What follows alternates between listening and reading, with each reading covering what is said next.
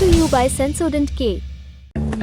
बस पैक नहीं है। SLS पैराफिन और दूध का करंट भी कौन? तो लाइफ का करंट ऑन? कुछ भी। तो ट्राई करके देख ले। Sensodent K toothpaste for sensitive teeth. NIA यानी नेशनल इन्वेस्टिगेशन एजेंसी की वांटेड लिस्ट में शामिल एक नाम रिजवान अब्दुल हाजी अली। ये आतंकवादी Pune Islamic state ISIS module का मेंबर है और 3 लाख रुपए का इनामी भी। 8 अगस्त की रात रिजवान को दिल्ली पुलिस की स्पेशल सेल ने धर दबोचा। आज तक संवाददाता अरविंद ओझा की रिपोर्ट के मुताबिक दिल्ली के गंगा बख्श मार्ग के करीब पुलिस ने रिजवान को गिरफ्तार किया। रिजवान दिल्ली के दरियागंज इलाके का रहने वाला है और बताया जा रहा है कि उसने पुणे आईसिस मॉड्यूल के दूसरे सदस्यों के साथ मिलकर दिल्ली और मुंबई में कई हाई प्रोफाइल इलाकों की रेकी की थी और दिल्ली की कई जगहों पर आईईडी ब्लास्ट की टेस्टिंग को भी अंजाम दिया था। आगे बढ़ने से पहले जान लेते हैं कि पुणे आईसिस मॉड्यूल का मामला है क्या।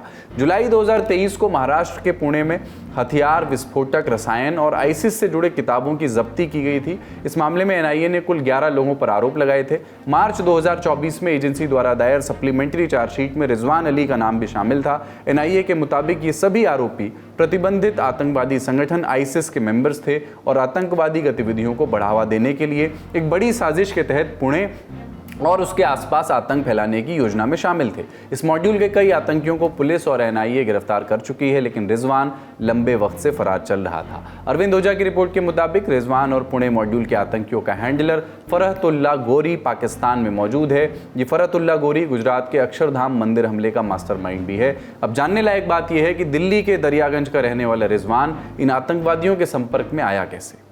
रिजवान दिल्ली के दरियागंज के रहने वाला है, लेकिन 1 साल पहले वो पुणे चला गया था और वहीं आईएसआईएस के आतंकियों के संपर्क में आया था। बीते दिनों पुणे में सेंट्रल एजेंसियों ने आईएसआईएस के एक बड़े मॉड्यूल का खुलासा किया था और देश के अलग अलग राज्यों से कई आतंकियों को गिरफ्तार किया था। उन्हीं आतंकियों के बीच में रिजवान भी था जो कस्टडी से फरार हो गया था। अब रिजवान को स्पेशल सेल ने गिरफ्तार किया है। उससे लगातार स्पेशल सेल और सेंट्रल एजेंसियां पूछताछ करने में जुटी हैं। पूछताछ में खुलासा हुआ है कि इनके निशाने पर दिल्ली और मुंबई के कई वीवीआईपी इलाके थे। आईएसआईएस के पुणे मॉड्यूल के आतंकियों ने दिल्ली और उत्तराखंड में कई बार आईईडी ब्लास्ट की ट्रायल रन चलाया था।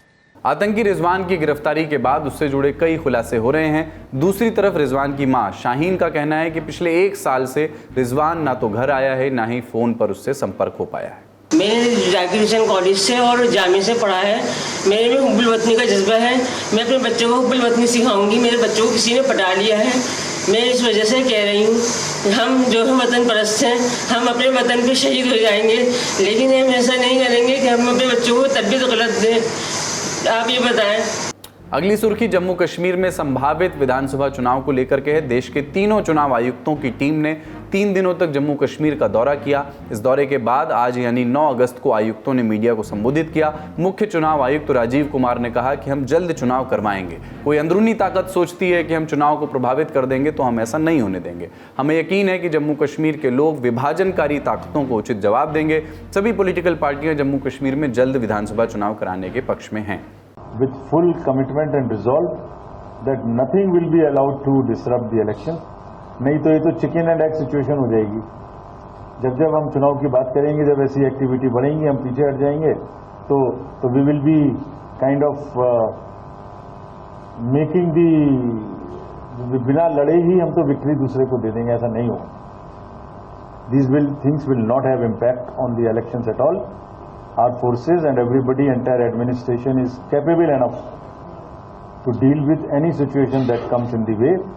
जो जमहूरियत का झंडा है वो आगे बढ़ता रहेगा। बता दें कि दिसंबर 2023 में सुप्रीम कोर्ट ने जम्मू कश्मीर में 30 सितंबर 2024 तक चुनाव कराने के निर्देश दिए थे, जिस लिहाज से चुनाव आयोग का ये दौरा अहम माना जा रहा है। इस दौरे में 8 अगस्त को इलेक्शन कमीशन के साथ रीजनल और नेशनल पार्टियों की मीटिंग हुई। पार्टियों ने जल्द चुनाव कराने की मांग की थी। आज के ललन टॉप शो में इतना ही।